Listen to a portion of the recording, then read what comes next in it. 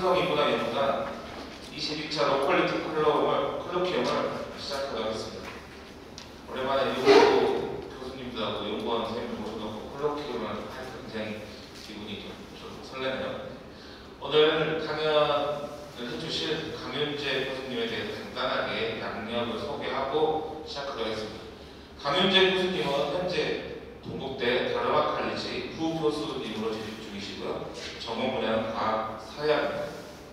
주요 논문으로는 구성된 위험과 위험의 사회학의 새로운 모색, 스마트 시티 거버넌스와 민주주의, 불확실성 시대의 기술 영향평가, 새로운 모색, 한국과 독일의 원전 위험 거버넌스 비교 연구 등 그 외 다수의 논문이 있으시고요.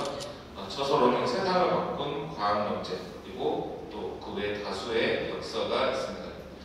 오늘은 과학 사회학의 불확실성과 불확실성 그리고 참여라는 주제로 강연을 해 주시겠습니다. 교수님 평소 관심 분야가 다 뭐가 들어있는 주제여서 오늘 컬로키움의 기대가 큰데요.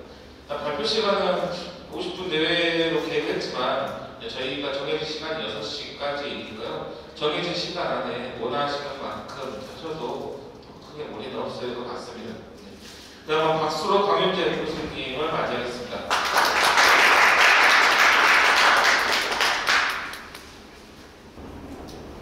반갑습니다.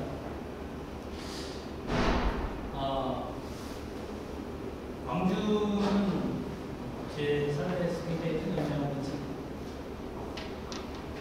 도시이고요. 근데 오늘 오면서 전남대는 처음이더라고요. 하여튼 감정이 좀 많이 왔다 갔다 했습니다. 그리고 호남학 연구원에서 저를 이렇게 초대해 주셔서 너무 감사하고요.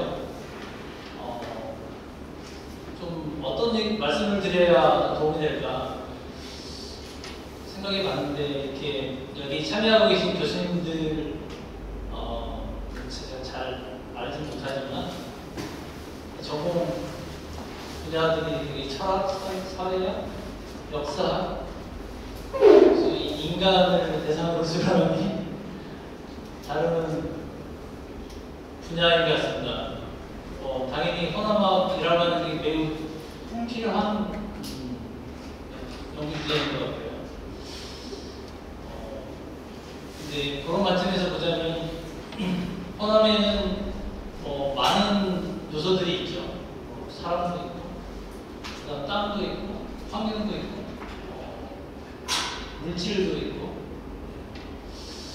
그래서 아마 횡단하고 융합하려고 하는 그런 관점에서 보자면 좀 생소한 물질적인 면, 또는 이제 과학적인 거, 이런 것에 대해서 좀 한번 관심을 좀 가져보면 어떨까, 그런 생각을 좀 하지 않았나, 그런 생각을 좀 해봤고요. 그래서 제가 어떤 말씀을 드리면 좋을까, 기본적인 구상은 사실은 한강 작가의 그런 접근하는 비슷한 건데요. 한번 돌아오면서 내가 무슨 얘기를 하려고 했지, 내 연구 주제는 뭐지, 그런 차원에서 좀 해보려고 했는데 잘 되진 않더라고요. 한강 작가가 워낙 훌륭하신 분이어서 자기 문제의식이 분명한데, 저는 이제 여러 가지 이유로 이를테면 잘리지 않기 위해서 쓴 글도 있고요. 그리고 실제로 굉장히 흥미를 가지고 제가 쓴 논문도 있고 다시 뒤섞여 있더라고요.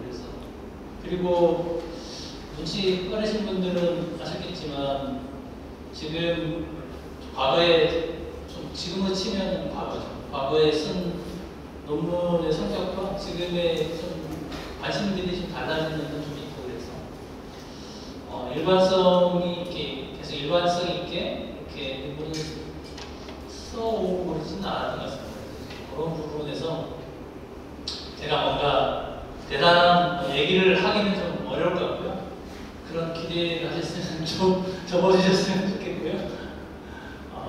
제가 알고 있는 것 위주로, 그리고 여러분들에게 좀 도움이 됐으면 좋겠다라고 생각하는 부분들을 좀 더 제가 좀 얘기를 하고, 그리고 이제 궁금한 거 있으시면 질문을 해주시면 제가 아는 한 성심껏 답을 하는 뭐 이런 식으로 하는 게 좋겠다 이런 생각을 좀 했습니다. 그래서 제목을 과학기술학과 불확실성 그리고 참여 라고 하는 제목을 붙였습니다. 네. 그 밑에 하부 제목도 따로 적진 않았는데 1, 2, 3 이렇게 돼 있습니다. 1, 2, 3인데 3은 물론 참여를 구체적으로 목적하지는 않았지만 어쨌든 최근에 이제 지금 모든 선생님께서도 대부분 동의하시겠지만 현재 가장 제가 보기에 중요한 화두는 환경 문제하고 그리고 이제 AI인 것 같습니다. 이제 환경 관련해서는 인류세라고 하는 새로운 개념이 지금 제기되고 있는 거고요. 그리고 또 하나 이제 디지털 전환 또는 AI 전환 관련해서 지금 AI에 대한 관심들이 커지고 있는데 저도 아직 오늘 아마 출판되지 않았을까 싶은데 논문을 하나 쓴 게 있습니다. AI에 대한 그런 문제를 참여의 관점에서 한번 써봤거든요. 조금 연결이 좀 될 것 같습니다. 두 번째 불확실성은 제가 지금 연구하는 주제 중에 하나가 위험 문제가 있는데요. 이 위험 문제와 불확실성이 결부되어 있어서 이렇게 한번 좀 제목을 붙여봤습니다. 쭉 PPT를 보면서 설명을 좀 해보도록 하겠습니다. 먼저 과학기술학은 영어로 STS라고 합니다. 지금 많이 총칭이 되는 이름이 STS인데요. 과학기술에 대한 매우 다양한 접근들이 존재하거든요. 철학적인 것, 그 다음에 역사적인 것, 그 다음에 정치적인 것, 인류학적인 것, 법적인 것, 이런 모든 것들을 다 통칭을 하는 거죠. 그러니까 상당히 범위가 넓고 어찌 보면 모든 것은 다 과학기술학이다라고 해도 좋고 과학기술 관련된 모든 것들. 근데 그러면 과학기술학이 뭐야? 그러면 이렇게 될 수도 있는 지금 초기에는 과학기술학에 대한 제가 주로 오늘 소개해드리는 거는 초기 버전인데 이 초기에는 나름대로 좀 이게 이런 부분들이 명확히 했다면 지금은 많이 블러드해져서 커져가지고 굉장히 다양한 부분의 접근과 다양한 관점들이 여기에 들어오고 있습니다. 뭐라고 정의하기가 되게 이게 학문이 잘 되고 있기 때문이기도 하고요. 또 한편에서 보자면 이제 자기 국민들이 치료될 수밖에 없는 이유입니다. 먼저 제가 좀 생각해봤던 것은 크게 세 측면으로 이제 과학기술학의 연구 범위를 볼 수 있지 않을까 그렇게 생각을 했습니다. 지식, 이해, 실천 이렇게 그런 맥락으로 좀 한번 좀 정리를 해봤고요. 또 그 키워드를 뽑으라면 이렇게 좀 뽑아볼 수 있을 것 같습니다. 지식은 당연히 인식의 문제고, 그 다음에 과학기술은 첫 번째 지식으로 많이 인정받았고, 그 핵심은 전문성이 있습니다. 전문가들이. 그리고 이해 문제는 이 전문가들과 일반 시민들의 관계가 굉장히 중요한데 되게 위계적으로 보죠. 이렇게 많이 아는 전문가와 많이 모르는 시민, 배움의 대상.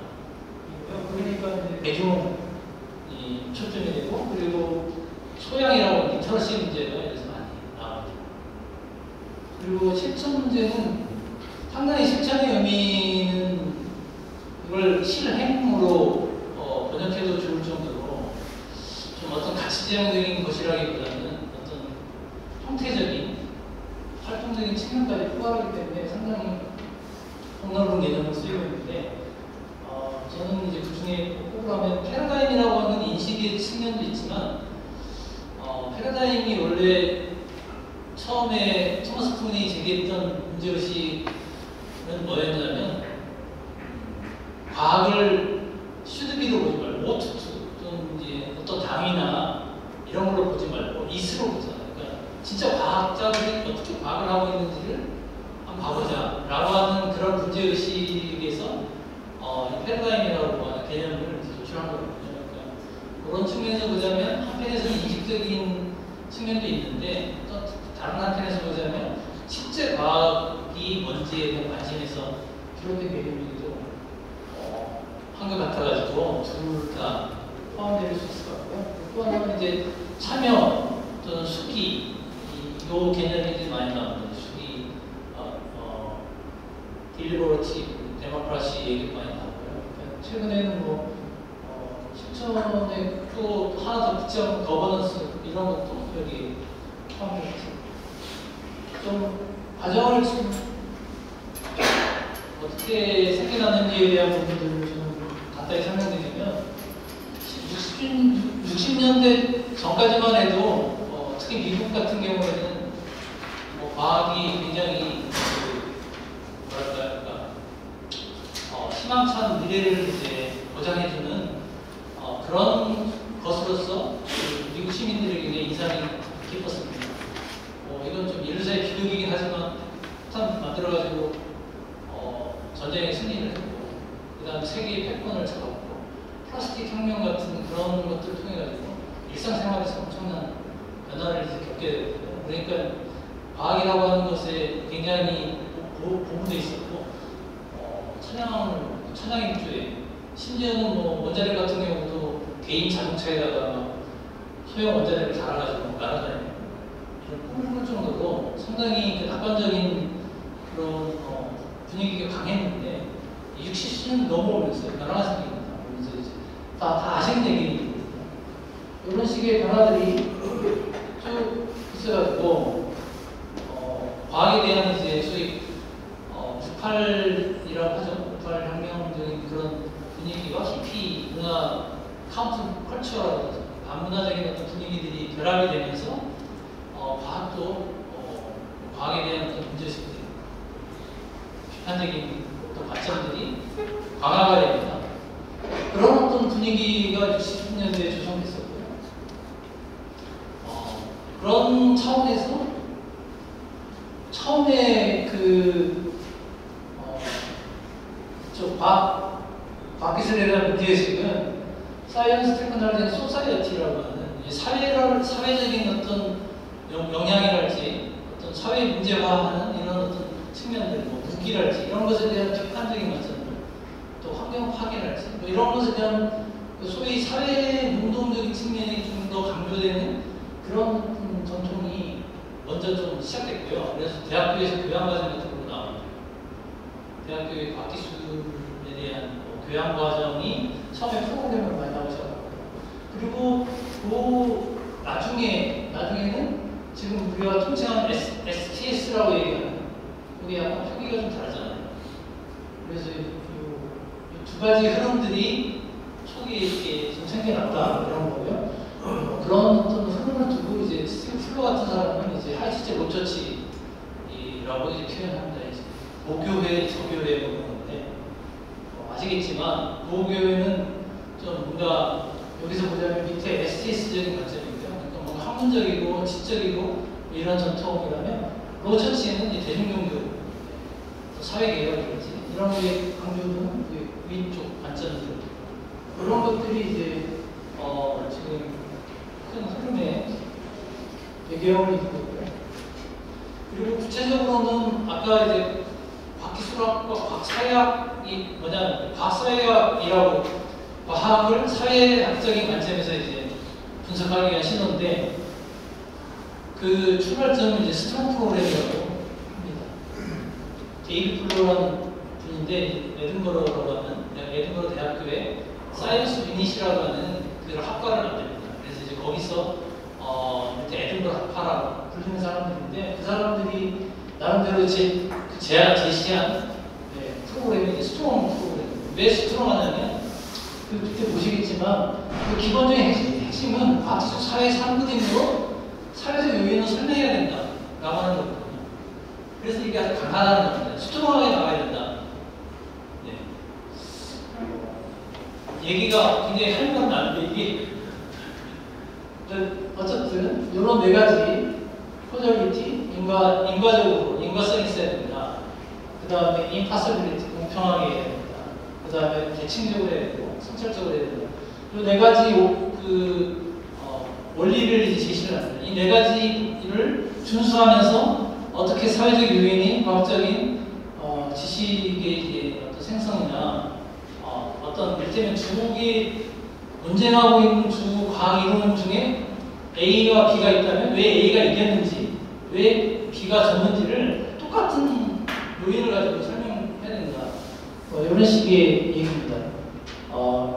그 대표적인 예가 리바이더 앤 에어펌프라고 하는 스래프 작품인데요. 리바이더는 홉스잖아요. 리바이더는 홉스의 이제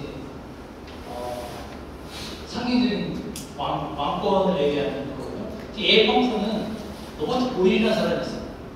보통 세간에 알려지기는 로버트 보일은 과학자고 홉스는 정치학자예요. 근데 실제로 이 당시에 논쟁을 가보면 홉스는 과학을 얘기하고요. 그 다음에 로버트 보일은 정치를 얘기합니다. 그러니까 과학과 정치가 사실은 떨어져 있는 게 아니었던 거죠. 그래서 이 문제는 얼핏 보기에 매우 리바이더는 정치적인 논쟁이고 에어펌프는 과학적인 논쟁으로 보이지만 왜 보일이 이기고 홉스가 졌는가 이렇게 보거든요. 그러니까 로버트 보일이 이 싸움에서 그러니까 그런 어떤 부분에 대해서 이기게 된 이유를 똑같은 원인을 가지고 설명해야 된다는. 예를 들자면 보일은 과학자였기 때문에 객관적인 과학을 바탕으로 해서 했기 때문에 이긴 거고 홉스는 정치라고 하는 사회적 이유 때문에 진 거다. 이렇게 설명하면 안 되고 둘 다 과학적인 이유, 사회적인 이유가 다 있다는 거예요. 그래서 그거를 모두 다 종합적으로 고려를 해가지고 똑같이 대칭적으로 공평하게 그 다음에 원인과 결과라고 하는 부분들을 일치시켜서 이렇게 설명을 해요. 조금 약간 굉장히 학술적인 얘기긴 합니다만 어쨌든 굉장히 획기적인 얘기인 거죠. 왜냐하면 지식사회라고 하는 것은 매우 특권적으로 알아봤고 소위 소셜로지가 에러라고 하는데 오류의 사회학이라고 얘기합니다. 그러니까 과학기술과 관련된 논의에서 사회학은 언제 등장하냐? 과학지식이 실패했습니다.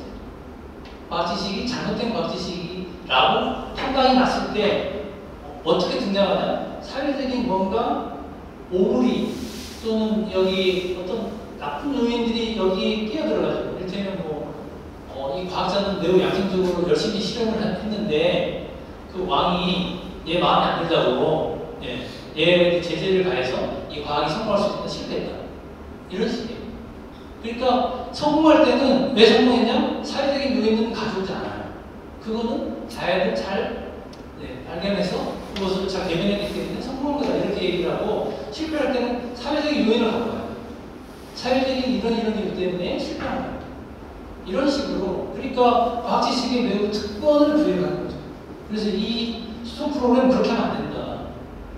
사회가 이게 왜냐하면 과학 지식도 사회에서 생성되는 거잖아. 그럼 모든 사회적인 현상에 대해서 사회에 대해서 설명하잖아. 과학 지식 똑같이 설명해. 이런 얘기입니다. 근데 이게 굉장히 그 당시에 시도한 거죠.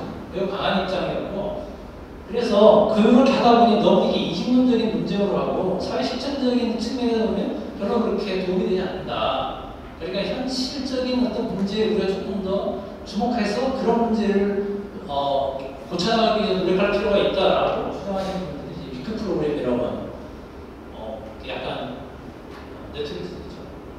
이렇게 써가지고 우리 수정하게 하지 말고 위크하게 가서 실제적으로 이 사회에서 요구되는 어떤 그런 것들에 대해서 논의를 해나가자. 이런 식으로 얘기를 했는데 이 스토아 프로그램의 철학적 기원은요.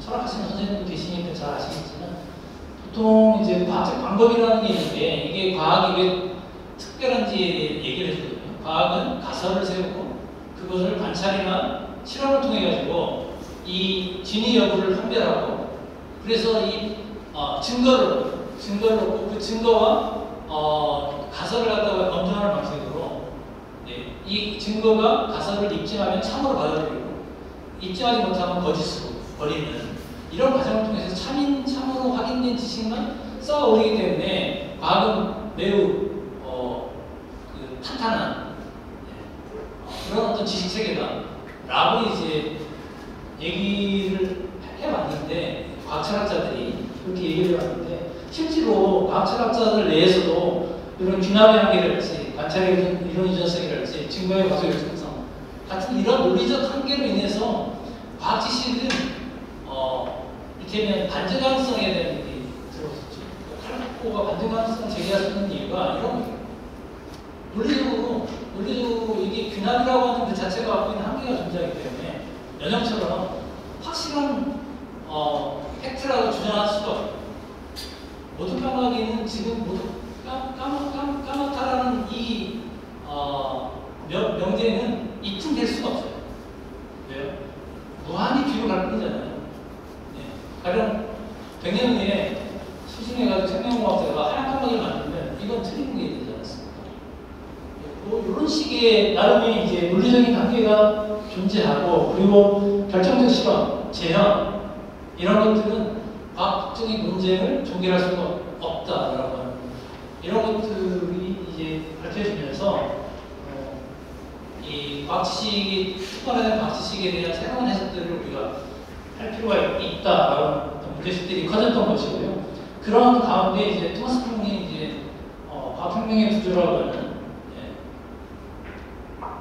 패러다임이라고 하는 말이 나와서 세계에서 가장 인용도가 높은 책입니다. 가장 많은 학자들이 이 패러다임이라는 말을 가장 많이 인용을 했는데 제가 좀 재미없죠. 재밌는 에피소드가 있는데요. 뭐냐면 가장 많이 그 용어를 인용하시는 분들이 정치학자입니다. 근데 토마스 콩이 뭐라고 얘기하냐면 자연과학과 사회과학은 다르다고 봐요. 자연과학은 패러다임이 있는 학문이라고 봐요. 사회과학은 패러다임이 없는 학문이라고 봐요. 그러니까 이 말은 무슨 말이냐면 패러다임이 없다는 것은 사회학 이론은 100년 전 이론과 지금 이론이 거의 차이가 없다는 거예요. 다 살아남을 수 있었다. 이게 좀 약간 좀 우습게 보면서 얘기하는 것이기도 하거든요. 과학은 승부가 난다는 거예요. 왜냐하면 패러다임이 존재하기 때문에 그러니까 A라는 그런 어떤 가령 뉴턴의 고전력학이라고 하는 게 있었는데 그 고전력학이 있다가 아인슈타인의 상대성 이론으로 넘어가잖아요. 그러면 모든 과학자들이 다 넘어간다는 거예요. 새로운 이론으로 다 바뀐다는 겁니다. 승부가 나는 거예요. 그러니까 그런 어떤 관점에서 보자면 정치학은 사회학이잖아요. 정치학은 패러다임이 없다고 저자는 얘기를 한 건데 그거를 가장 많이 인용을 하는 왜냐하면 너무 매력적이었습니다. 패러다임이라고 하니 뭔가 이 사고체계나 이런 게 전환되거나 이런 걸 표현할 때 패러다임이라는 표현을 우리가 쓰면 되게 이렇게 잘 설명되기 때문에 그렇게 쓰는데 원래 패러다임이란 말은 그런 어떤 용도라기보다 그런 거죠. 그러니까 과학자들이 실제로 일종의 매우 자유롭게 프리하게 과학 활동을 하는 것처럼 보이지만 사실 그렇지 않다는 거예요. 그러니까 어떤 틀이 있다는 거예요. 그게 이제 패러다임의 틀인데 실제로 그러니까 우리가 뭐랄까요? 그러니까 생각하고 알고 있는 그런 어떤 과학이라는 것과 또는 과학은 이래야 된다라는 것 실제로 현실적으로 과학자들이 실제 과학하는 그것은 같지 않다는 거예요. 그러니까 그런 어떤 부분에 대한 연구들이 요구된다는 거고요. 그 다음에 이거는 사회학적인 기본인데 사회학적은 이제 에밀 드류케인 이분은 자연 질서라고 하는 것들이 사회적인 기원을 하고 방위 같은 개념이 원래 부족사회의 어떤 고유한 그런 것에 의해서 자연 질서가 이제 방위를 일으키잖아요. 동서남북이라고 하는 이 개념이라는 게 부족 사회마다 다를 수 있다는 거죠. 그러니까 그런 측면에서 보면 자연이라고 하는 게 고정적인 것은 아니라는 겁니다. 사회적인 영향을 이제 받는다는 것이고, 그리고 이제 로버트 버튼으로 넘어가면 로버트 버튼은 이제 과학자 사회가 에 관심을 이제 갖고 봤는데요. 왜냐하면 이 로버트 버튼은 사회학자이고, 그래서 사회학자로서 그 과학 자체에 대한 관심으로 들어가지 않고 이 과학자 사회가 왜 이렇게 성공적인가, 과학 사회는 왜 이렇게 놀라울 정도로 빠른 속도로 많은 지식량을 생산해낸다, 이런 것들에 좀 관심을 가져서 그거를 이제 분석을 하고, 그리고 이제 그 원인을 이제 규범과 보상 체계로 이제 정리를 하자는 네 가지 규범을 이제 제시를 하죠. 보편주의, 그다음에 공유주의, 그다음에 불평등성, 그다음에 조직화된 회의. 그 네 가지에 대해서 이걸 잘 지키는 과학자들한테는 포상을 주고, 잘 안 지키는 과학자들에게는 벌을 주는 방식으로 과학자 사회가 작동하기 때문에 과학이 놀라운 성공을 거두고 있다, 이런 얘기를 하는데, 사실은 문제는 뭐냐면 이게 틀렸다는 게 아니라 이것에서 그쳤다는 거예요. 좀 더 나가서, 지금 왜냐하면 조직은 형식적인 거지 않습니까? 과학의 형식이라고 한다면 그럼 과학의 내용은 왜 한 거냐 라고 하는 문제 제기가 생겼고요. 그런 어떤 것들은 요게 많은 사회학자들이 이데올로기랄지 과학 지식, 마르크스 같은 경우 그런 분들은 이게 사회적으로 구성된다. 로버트 버튼도 그 얘기를 합니다. 사회적인 지식은 사회적으로 구성된다라고 얘기하는데, 과학 지식에 대해서는 얘기 안 합니다. 과학 지식만 예외로. 그래서 이런 어떤 그 사고를 조금 더 범위를 확장시키면 이 문제의식을 과학에게 그냥 적용해 볼 수도 있지 않겠냐라고 하는 문제의식이 나오고요. 그런 것들이 아까 찾아봤던 스톤 프로그램의 문제의식을 이룬다, 이렇게 얘기할 수 있습니다. 그리고 아까 실제로 과학자들이 뭐 하는지를 좀 볼 필요가 있다라고 하는 문제의식을 연장시켜서 과학지식이 생산되는 실험실로 가서 실제로 과학자들이 어떻게 과학 지식을 생산하는지를 보자. 이게 이제 해리 콜린스의 이 필과리라고 하는데, 요거 한마디로 얘기해서 좀 설명을 하려면 좀 길어지니까 짧게 얘기해가지고 이렇게 얘기할 수 있겠습니다. 어떤 실험 결과를 두고 그 실험이 옳은지 그른지를 갖다가 과학자들에서 싸움을 할 때, 논쟁을 할 때, 가령 이 중력파라고 하는 게 베버라고 하는 과학자가 있는데, 베버가 내가 중력파를 발견했어 라고 선언을 했는데, 그러면 이 중력파가 실제로 존재하는지 존재하지 않는지에 대한 논쟁이 있습니다. 그러면 결과가 나오거든요. 그래서 베버의 중력파 실험이라고 하는 것은 틀린 거다, 중력파는 없어 라고 과학자들이 대부분이 동의를 하고, 그래서 베버는 증거로 나오거든요. 그러면 콜린스가 지금 여기서 얘기하려고 하는 건 뭐냐면, 그러면 베버가 왜냐냐, 그럼 다른 과학자들은 실제로 베버가 틀렸다는 그런 어떤 것을 확증할 수 있는 증거를 갖고 있냐, 그걸 본 거예요. 근데 그게 없다는 거예요. 일단 가능한 게 뭡니까? 리플리케이트, 재현하는 게 있죠. 실제로 그 중력파 실험이라는 게 있는데, 큰 알미늄 통에 그거를, 왜냐하면 지구의 울림이나 이런 게 다 있잖아요.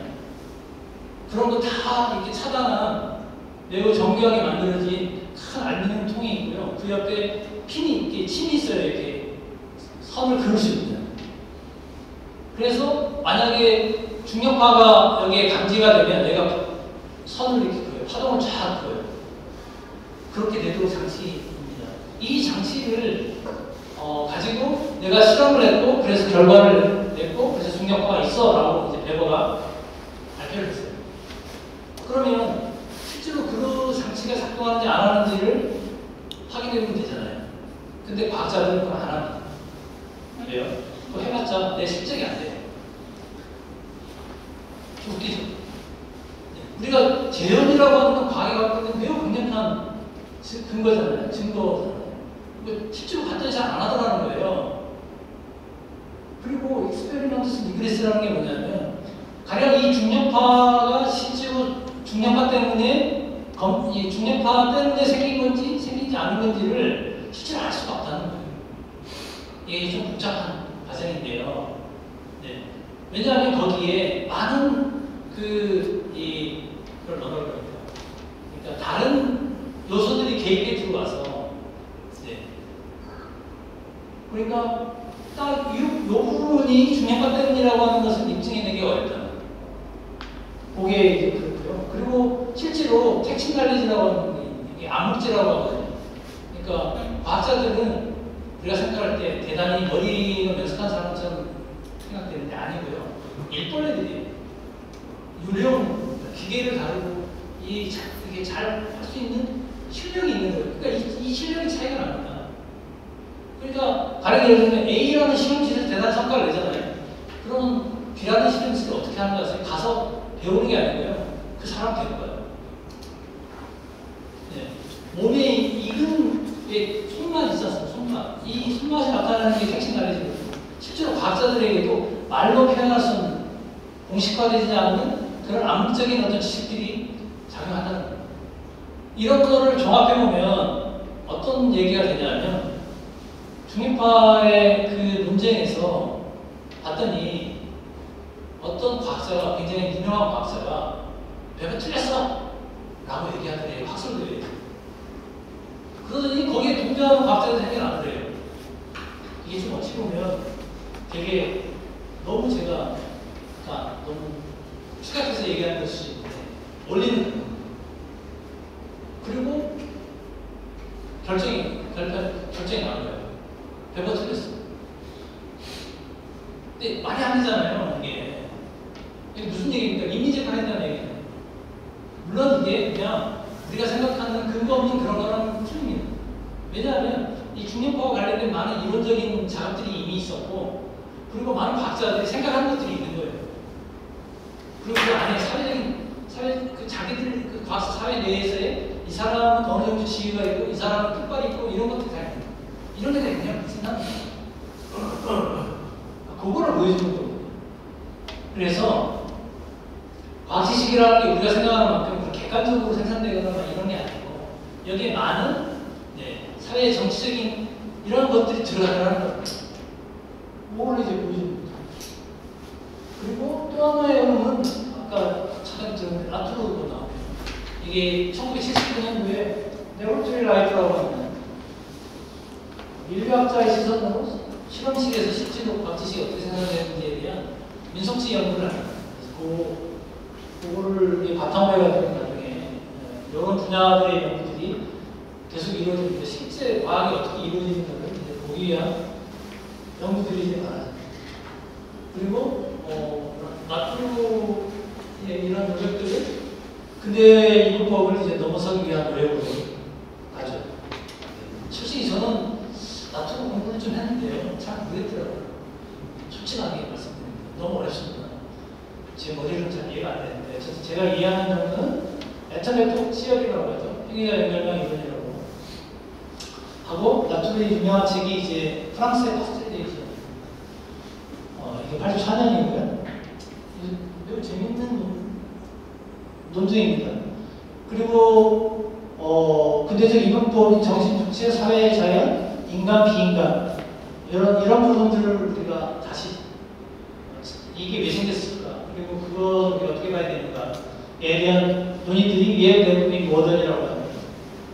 그런데 그림이 마침 있어가지고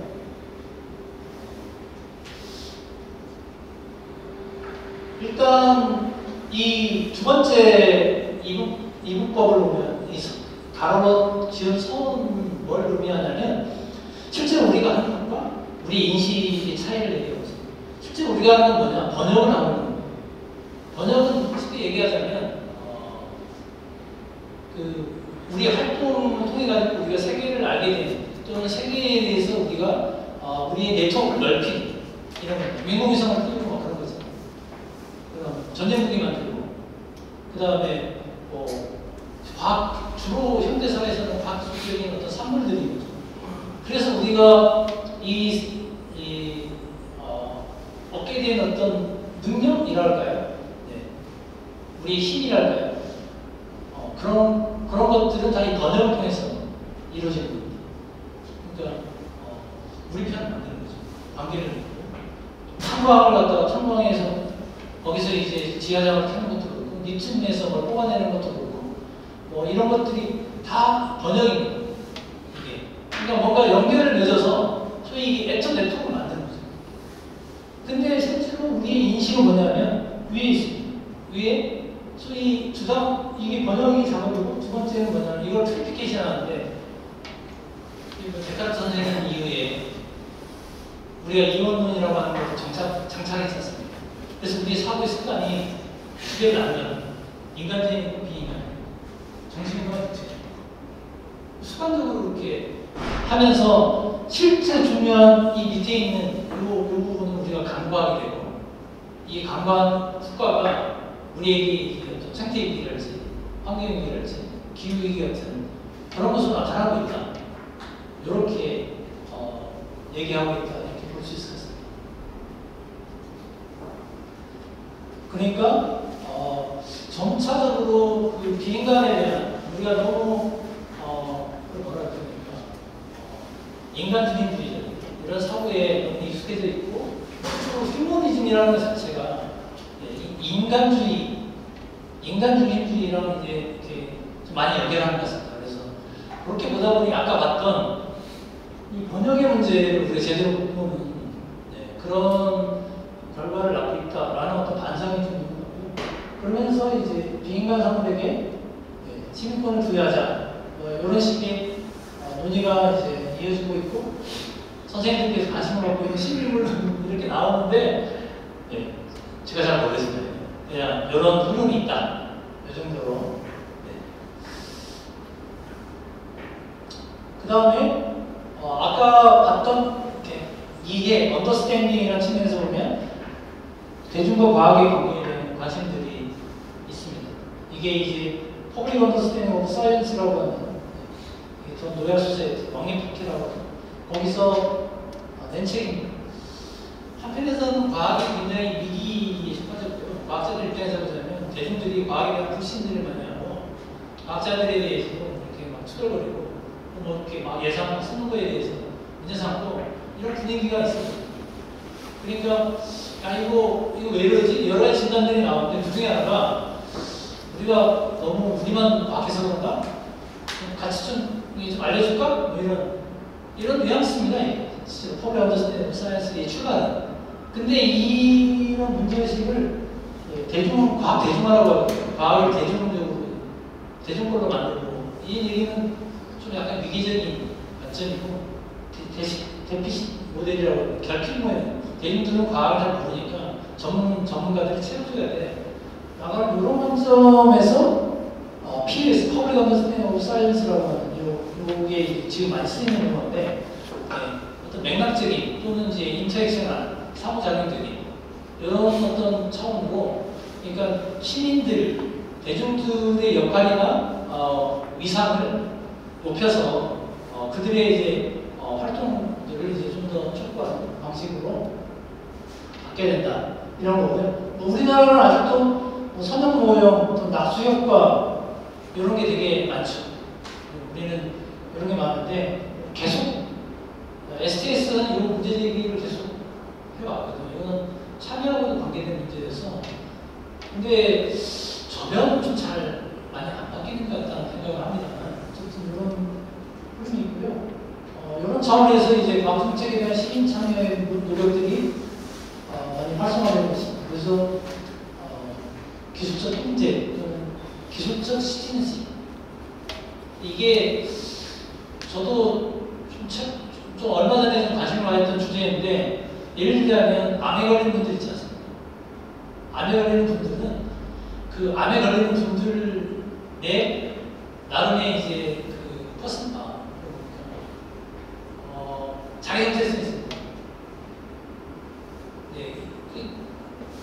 걸 연구하시는 분들도 있습니다. 네, 그게 일종의 기술적인 시티즌십하고 연결되거든요. 가령 뭐 프로자를 사용하는 어떤 사람들이거나, 네, 뭔가 그러니까 시티즌십이라고 하는 개념은 뭐 다 아시겠지만 좀 약간 이게 자기 권리이자 의무이자 그리고 어떤 도덕적인 정당성 같은 건데 그런 부분들 기술을 둘러싸가지고 시티즌십이 형성되는 이런 현상들이 이제 보이고 있고요. 그래서 그런 것들을 좀 주목할 필요가 있다. 이런 거고 그리고 어떤 전문성의 정치 또는 수기민주주의 같은 개념들이 지금 생겨나고 있고요. 그리고 역사적으로 보면 이 부분이 이제 OT, 이게 오피스 오브 테크놀로지 어세스먼트, 그러니까 기술 영향 평가 사무소인데 미국의 그런 움직임과 그다음에 유럽, 특히 덴마크가 유럽이니까 유럽이 선두주자인데 DBT라고 하는 요 보시면 나중에 출발을 했지만 덴마크는 95년도에 독립적인 처음엔 의회 산하로 만들어졌다가 이게 독립적인 기구가 되거든요. 그러니까 유럽은 이 기술 영향 평가랄지 이런 기술이 사회에 미칠 수 있는 부정적인 영향이나 이런 부분에 대해서 굉장히 이렇게 적극적으로 드라이브를 걸고 그것을 개선하기 위해서 노력하는 그런 반면에 미국은 앞서가긴 했지만 지금은 많이 그러지는 않은 것 같습니다. 그런 차이가 있고 우리나라에서도 요 시민 참여 활동의 어떤 그런 일환으로 시골 물고기 공론화위원회 활동했습니다. 그 다음에 이거는 전략정책의 미래에 대한 시민합의에 있는 시민단체에서 한 거잖아요. 공론화 활동은 아시겠지만 국가에서 한 거고요. 시민과학센터라는 데가 주축이 돼가지고 했는데 그 외에도 시민참여에 대한 제도와 시민참여의 제도화를 위한 어떤 다양한 시도들이 한때는 굉장히 활발하게 좀 이루어졌었는데 코로나 이후에 좀 막 주춤한 것 같습니다. 왜냐면 뭐 사람을 모이고 이런 부분들이 그리고 최근에는 또 디지털 AI 이런 바람을 불면서 좀 변화가 좀 있는 것 같습니다. 그리고 이런 전문성을 문제 삼기 위한 그런 어떤 흐름도 존재합니다. 브라이언 이라고 하는 분인데 영국 분입니다. 체르노빌 1986년도에 체르노빌이 그 방사능 낙진이 이제 쭉 퍼져가지고 영국으로 가거든요. 영국의 셰필드라고 하는 곳에 방사능 거기도 원자력 발전소가 있는데 그 근처에 살고 있는 농양민들의 얘기입니다. 얘기는 그런 겁니다. 전문가들이 거기 방사능 낙진 위험성이 이제 보고가 돼가지고 전문가들이 가거든요. 가가지고 진단을 했는데 좀 괜찮고 한 3주 정도 지나면 전혀 이렇게 양들에게 영향이나 이런 게 없으니까 양들을 이렇게 판매하고 그거를 이제 고기를 이제 판매하고 이런 것을 3주면 괜찮을 것 같다 이런 식으로 전문가들이 결론을 내렸는데 실제로 그렇게 안 돼요.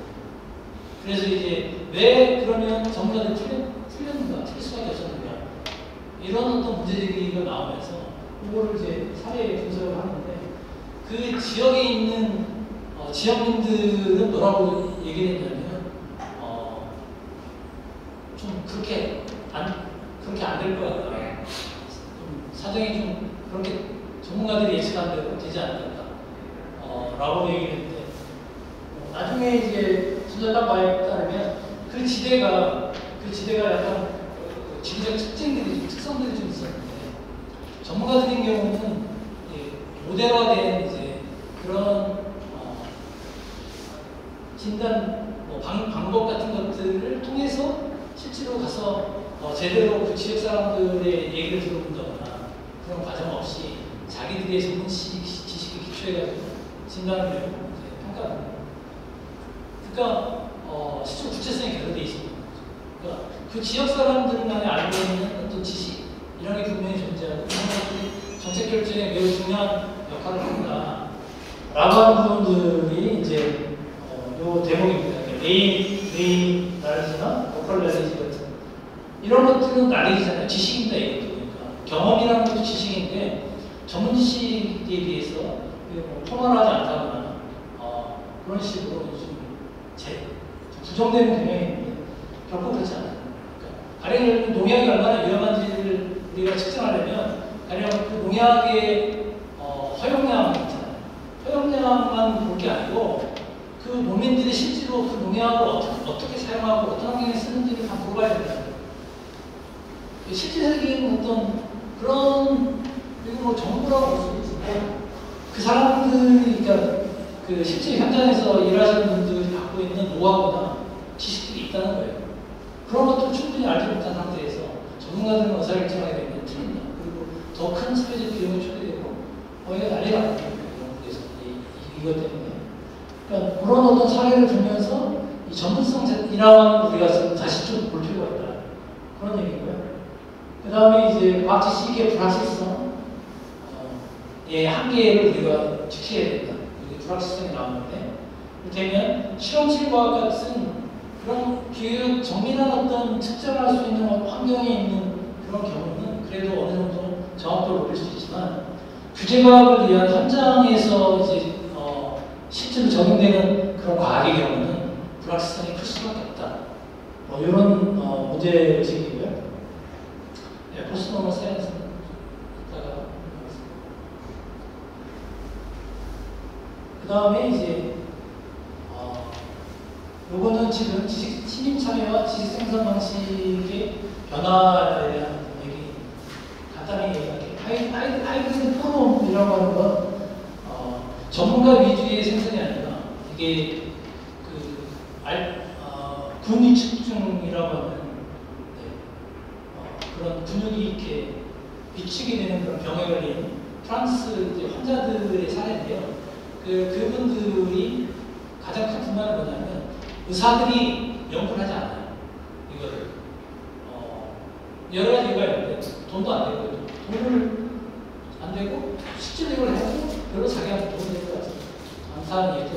그래서 어떻게 하냐면 그 근위축증 환자들의 부모들이 모임을 만들어가지고 모금운동을 그래갖고 돈을 모아서 그 의사들하고 갖다 협상하면 우리 연구 대줄게. 그리고 우리 애들 이렇게 병증이나 이런 거 있잖아요.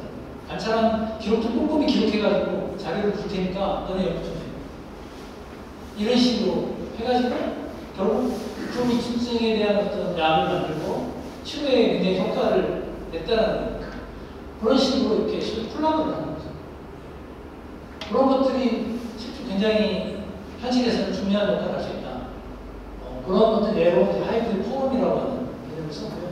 일단 언더 사이언스도 비슷한 맥락인데 어떤 사회 관점에서 보자면 정치, 경제 여러 가지 군사적인 이유로 특정한 영역의 연구비는 충분히 제공되지만 그렇지 않고 우리 코로나 연구 저도 좀 지원이 잘 안 되잖아요.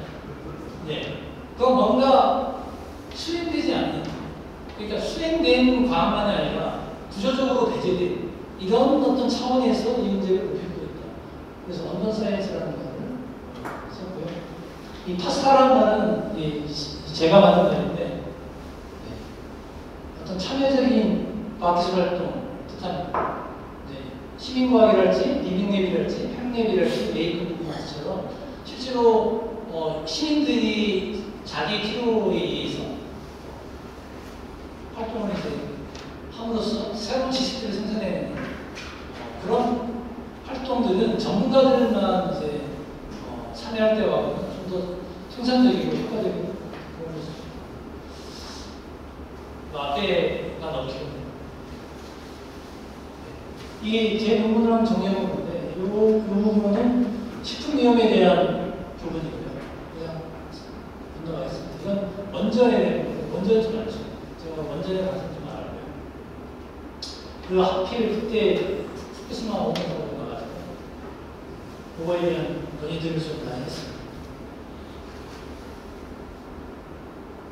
그리고 최근에 와서는 아까 얘기했던 시민과학이랄지 그 다음에 스마트시티 문제, 디지털 타운 트랜스포메이션이라고 트랜스포메이션보다는 턴이라고 하는 표현을 좀 좋아하는 디지털 턴이라고. 그러니까 전환이라고 얘기하는데 그런 얘기를 했어요. 그 다음에 이건 이태원 사태, 코로나19, 이게 약간 그 스마트 시티 기술이 여기에 사용됩니다. 네. 그 이태원 사태에 많이 나오는 게 이 사람이 병에 걸렸는지를 추적하는 시스템 있잖아요. 그 추적 시스템이 스마트 시티 기술을 이용합니다. 그러니까 스마트 시티 기술이 약간 이중성 같은 게 좀 보여가지고 그거에 대해서 한번 써봤고, 그리고 아까 말씀드렸던 AI도 참여가 필요한가라고 하는 문제의식을 가지고 최근에 써봤는데 그 내용을 간단히 설명드리겠습니다. 위험과 불확실성 그리고 전문성의 정치 이렇게 이루어졌는데 위험인식은 위험을 어떻게 인식할 것인가의 핵심은 위험이라는 게 주어진 게 아니라 구성된 것이다 라는 것이고요. 그리고 이 위험은 근대의 산물이다. 그게 가장 큰 것 같고요. 갑자기 위험 그러니까 왜 위험이 뭐지 그러실 텐데 좀 이따가 말씀드리겠습니다. 전문성의 정치와 위험 거버넌스 어떻게 할 것인가 라고 하는 게 중요한 화두고요. 그리고 불확실성이라고 하는 것은 일종의 이제 심리상해와 직접적으로 연결되어 있는 연결고리 역할을 하고요. 그리고 불확실성의 거버넌스가 중요하다 이렇게 얘기할 수 있습니다. 위험은 의외로 저도 이제 공부를 하면서 좀 쉽지 않더라고요. 위험이라고 하는 이게 다루기가. 그래서 조금 설명을 좀 드리겠습니다. RPM이라고 하는 게 뭐냐면 R은 리스크고 위험이라고 하는 건 지금 대부분의 위험 문제라고 할 때 우리가 하는 건 이 P는 사고가 일어날 확률이고요. M은 그 사고가 일어났을 때 피해 정도입니다. 그러니까 정량적으로 R은 PM이라고 하는 공식에 의해서 위험 문제를 다루거든요. 지금 대부분 우리 사회에서. 그래서 그 위험이라고 하는 것은 확률값이에요. 확률값. 그러니까 양만인 겁니다. 그래서 이거는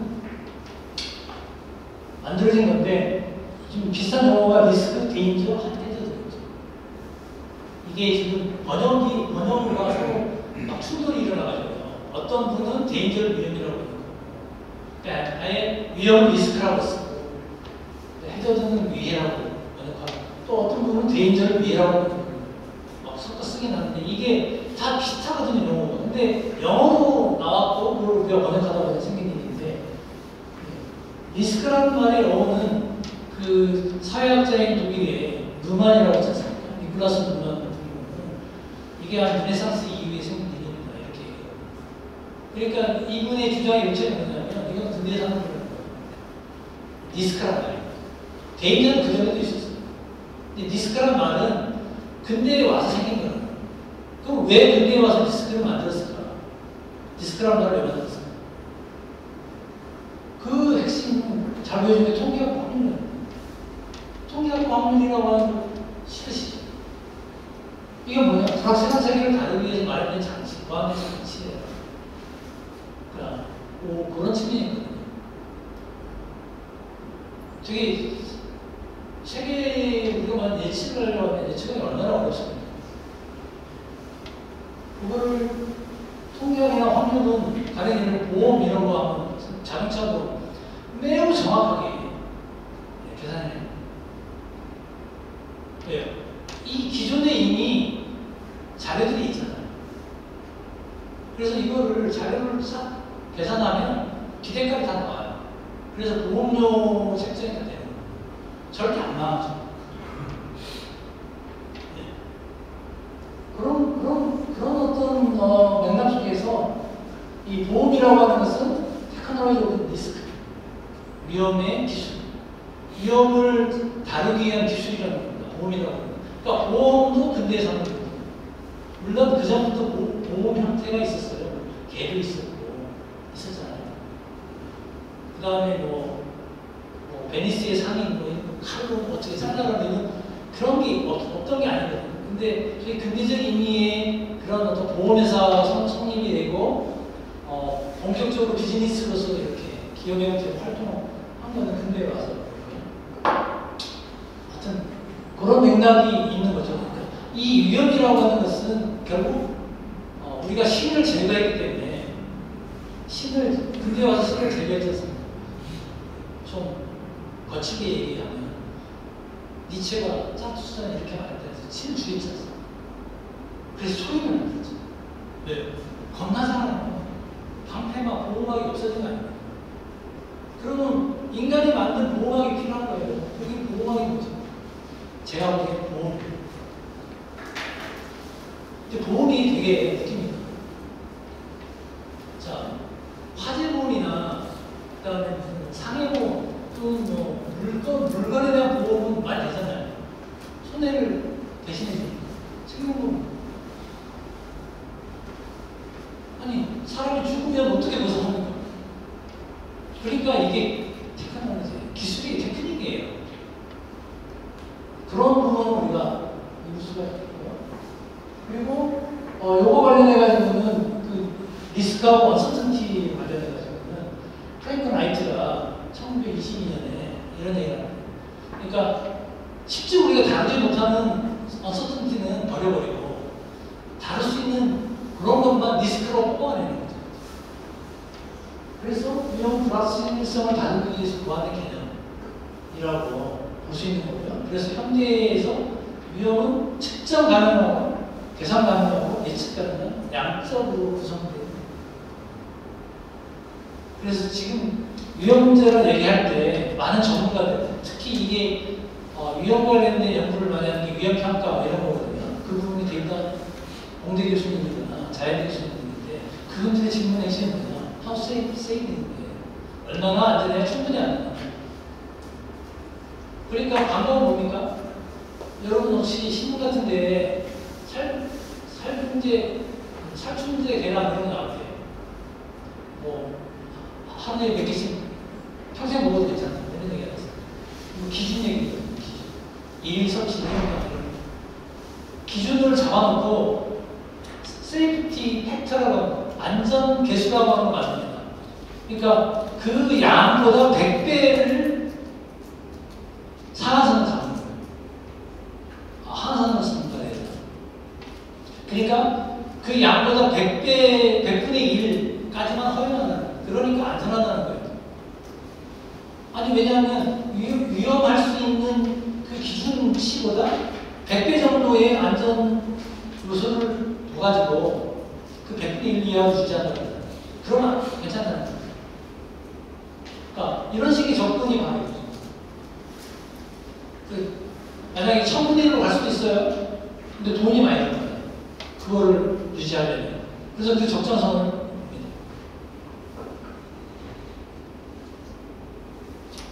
요것에서 여기 보시면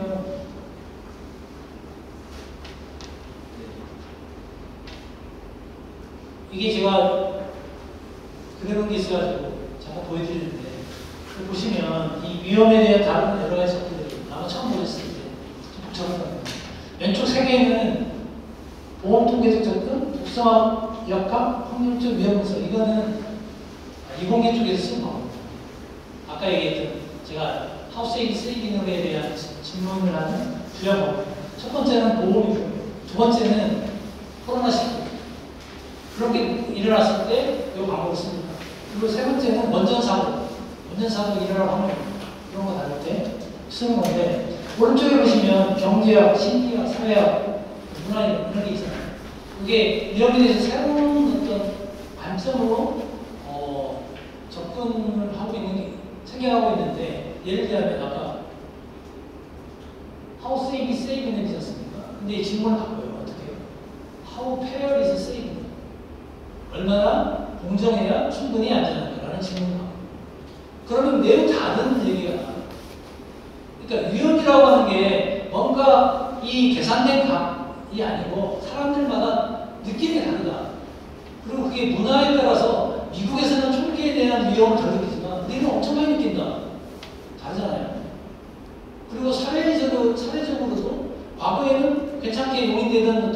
치고는 대단히 큰 위험으로 우리가 인식할 수 있고, 또 의사결정 방법에 따라 가지고 그 의사결정에 들어간 사람은 그걸 위험으로 느끼는데, 그걸 의사결정에 들어가지 못한 사람은 이걸 대인적으로 느끼는 거예요.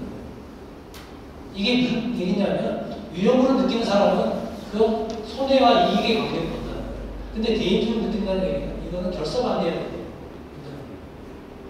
혹시 2000년 초에 그 미도 방패장 사건 있잖아요. 그게 왜 이렇게 격렬하게 반대했을까? 그 군수라는 분이 자기 혼자 주민들 물어보지 않고 자기 혼자 의사결정 해버렸잖아요. 그래, 지금 주민들 입장에서 보자면 이거는 의사결정보다 다 배제된 거거든요. 그건 불단만 할 거 아닙니까?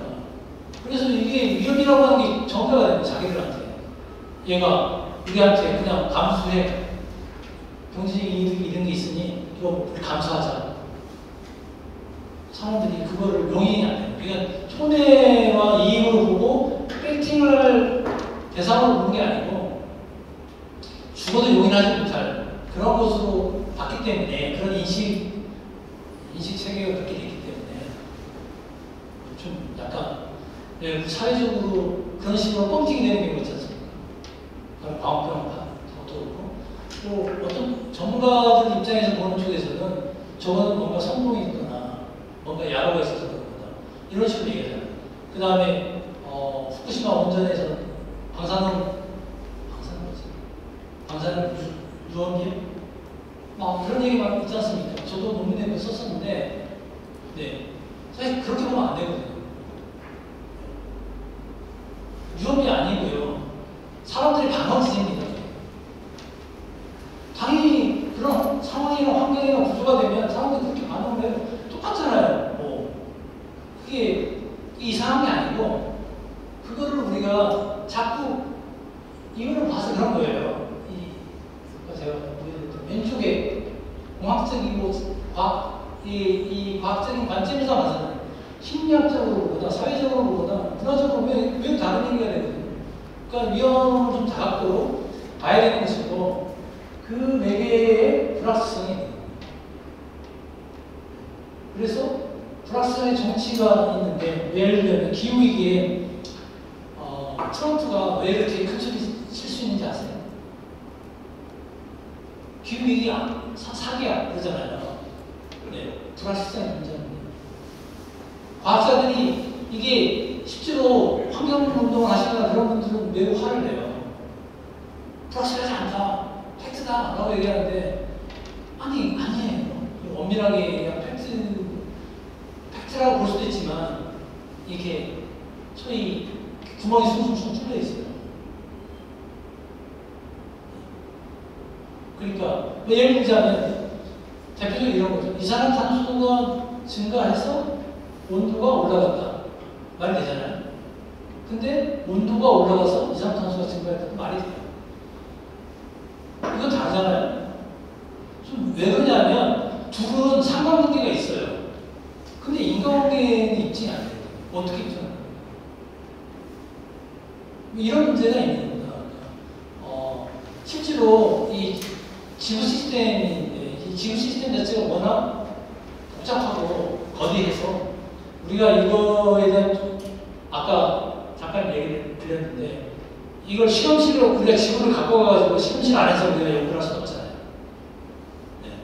그런 한계 때문에 구제과학에 사용되는 과학은 좀 한계가 존재하고요. 그런 부분 때문에 이제 취약성을 갖고 있죠. 그러니까 공격을 받아요. 그런 식으로 트럼프가 이용합니다. 석유회사가 이용합니다. 근데 달리 보면 그런 불확실성은 시민들의 참여의 정당성을 부여합니다. 왜요? 전문가들이 이 해답을 낼 수가 없지 않습니까? 그래서 시민들이 사회적인 어떤 공익적인 어떤 관점에서 이 문제를 제기하고 어떤 방향을 제시할 수 있는, 또는 시민들이 알고 있는 어떤 지혜, 지식 이런 것들도 투입을 해가지고 그런 어떤 성공성을 높일 수도 있고, 그러니까 불확실성, 전문성, 시민 참여, 네, 그렇게 제약하지만 새로운 문제 해결 방식으로 촉구하게 됩니다. 그래서 우리가 이 부분은 열린 결과니까요. 어떻게 해야 할 것인가 매우 중요한 것이고, 그런 차원에서 뭐 탈영상 과학이랄지 시민 위험 거버넌스 그리고 이 불확실성의 거버넌스 같은 것들에 대한 관심이 요구된다. 네. 그냥 넘어가겠습니다. PK라고 부르죠. 그리고 인류세와 AI, 포스트 휴머니즘에 대해서 아마 시간이 많이 지나갔기 때문에 또 간단하게 기본적인 것만 말씀드리겠습니다. 에피소드 1은 인류세와 가이아인데요. 인류세라고 하는 것은 뭐냐면 저 오른쪽에 보시면 맨 위에가 영어로 나오는 신생대고요. 신생대 홀로센이라고 그러니까 지질의 이제 시대 부분 신생대는 되게 큰 개념이고요. 그거 좀 들어오면 홀로세가 그 다음에 홀로세 위에 새로운 지질 시대가 지금 시작됐는지 안 됐는지에 대한 논쟁이 지질할 게 있습니다. 그게 이제 인류세라고 하는 그건데 한참 논의하다가 올해 8월에 세계 지질과 총회에서 11대 4로 분열됐어요. 이게 원래 신무다 워킹그룹에서는 28대 4로가 통과가 됐어요. 인류세가 시작됐다. 그러니까 인류세라는 개념을 쓰자. 그랬는데 이게 왜냐하면 너무 짧아요. 홀로세가 많이 쓰는 지질학에서 많이 쓰는 되게 짧은 기간. 그러니까 너무 이게 자유되지 않냐. 그런 어떤 문제 제기가 못했던 것 같아요. 이 학회가 되게 보수적인 학회입니다. 그래서 일단 이제 부결됐는데 그렇다고 해서 인류세에 대한 관심이 줄어든 건 아닌 것 같고요. 인류세가 주목을 받은 이유는 바로 이 개념 때문에 대가속, 그레이트 엑스플로레이션인데 한마디로 이겁니다. 이 그래프가 1945년을 기점을 해가지고 이 매우 다양한 변수들이 급가속을 하기 시작합니다. 이게 뭔가요? 뭐 때문이지? 이런 식의 이제 의문들 속에서 인류세에 대한 관심이 커졌다 이렇게 보고요. 그리고 이 인류세를 우리 이야기해서 지구 시스템이라고 하는 지구 하나의 시스템으로 부르는 시도 우리가 이해할 필요가 있고요. 그리고 요거 관련해가지고 행성 경계라고 하는 개념이 나와 있고요. 9개인가 요소들에 대해서 우리가 일정 범위 내로 들어와야 지구의 지속 가능성을 보장할 수 있다. 이런 거고요. 그리고 지속 가능 발전 목표 이런 것들을 바탕으로 해가지고 재미있는 관점이 도넛 경제예요. 이거 최근에 이제 조금씩 나오는 것 같은데 우리가 너무 성장 위주로 이렇게 지금 되고 있지 않습니까?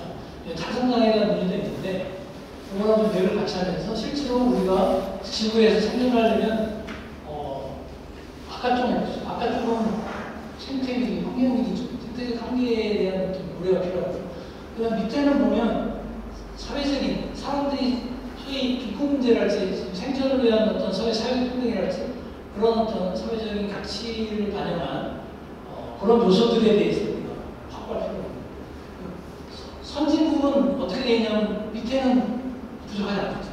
먹고 사는 건 하고 민주주의 잘 되고 언론도 잘 되고 근데 그들은 뭘 합니까?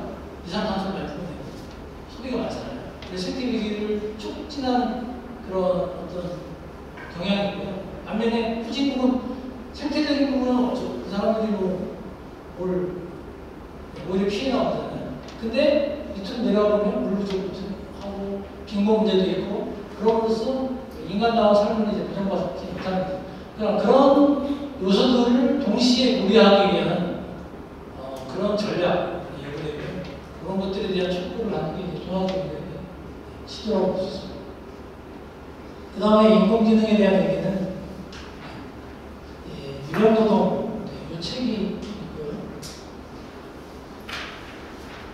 그 다음 프리카리에트라고 하는 이 말은 그 AI 때문에 생긴 말은 아니고 이미 있는 말인데 여기에 많이 갖다가 씁니다. 그러면서 조한 카플라의 애가 있는데 엠터크라고 하는 게 이제 인력 시장입니다.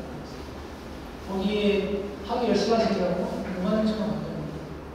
휴스턴에 있는 사람이고 이분도 아마 학사 정도 하는 분, 엔지니어 쪽인 걸로 알고 있고 그 다음에 칼라를 보면 이분은 마이크로소프트에서 마찬가지고 일용직으로 이쪽이 일용직이고 좀 약간 졸업하고 졸업을 했고 주당으로 경영 작업을 해서 둘 다 비슷한 환경은 아닌 것 같긴 한데 좀 인공차는 좀 나오는데 칼날은 좀 비교적 만족스러운 그런 입장 좀 좋아하는 좀 못하게 합니다.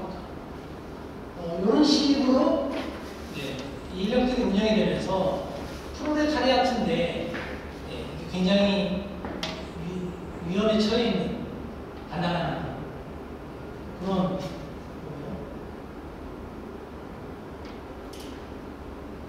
그 다음에 에피소드 세 번째는 뭐 에드워드 스노든 얘기인데 요거는 감시 문제라는 얘기죠.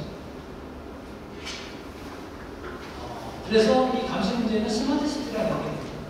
그러니까 디지털 기술은 양면성을 좀 갖고 있는데 그래서 그게 우리가 긍정적으로 볼 것이냐 부정적으로 볼 것이냐 이 논의가 가능합니다. 근데 요새는 많이 얘기하는 건 구체적으로 좀 보자는 거죠.